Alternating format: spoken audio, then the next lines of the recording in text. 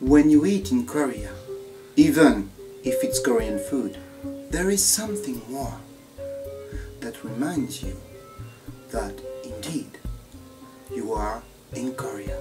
Welcome to...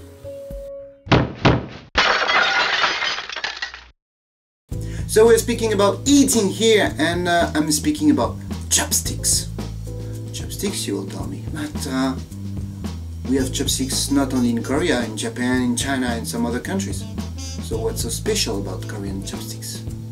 Well, let's take a look at that. When you speak of Korean chopsticks, the first thing you will notice is that there are not two, but three. Hey, I know, the third one's not a chopstick.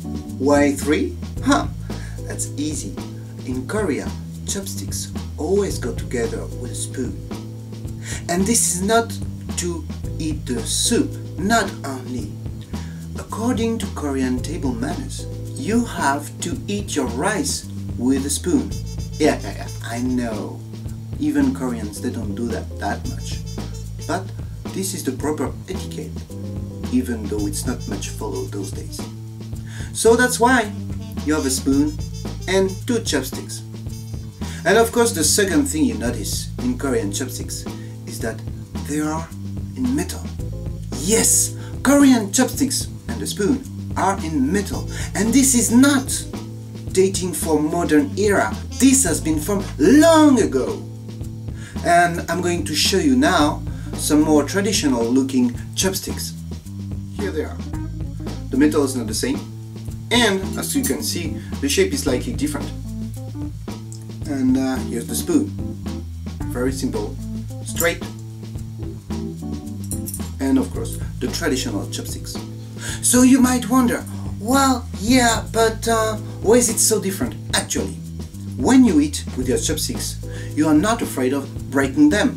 I heard in Japan this is bad luck, but there's no need to fear in Korea because you can't break them.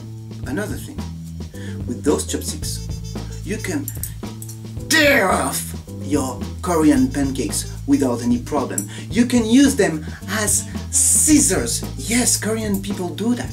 There's many ways you can use the chopsticks because they're strong and they're very thin. But you might ask, metal chopsticks might be very slippery, aren't they? And you're right! And that's the problem with Korean chopsticks. Some chopsticks are actually in a slightly different shape, like this.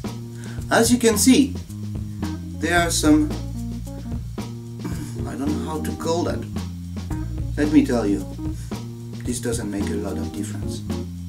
They are still slippery, and actually when you use chopsticks, you don't grab your food with those sides. You grab your food with those sides that are actually still very slippery inside. So it's much more for the look than for the use. Anyway, do you know how to use chopsticks? I'm going to teach you that. Isn't this neat?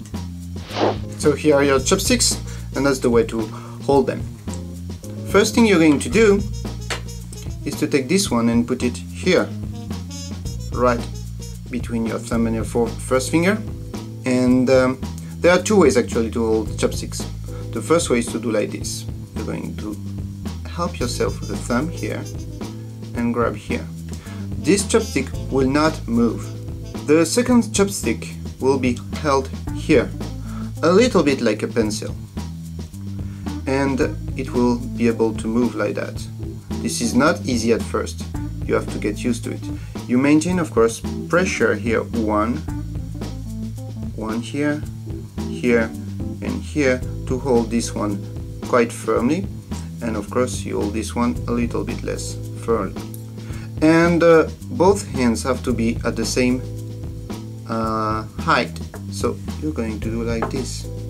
And this is for the first way to hold your chopsticks. And as you can see, you grab the food like this. If you can do that, you're on the good way. The second way to hold your chopsticks, just to hold them, of course, here, like the previous time, here, of course, and here, because I use those two fingers to add up some strength here. and the second chopstick will go here, and hold it a little bit more like a pencil, and that's it. So I hold them like this, and of course the principle is the same. This chopstick will move and this one will not move. Of course you want them to have the same length, so you'll do like this, and you're ready to grab anything you want with your chopsticks.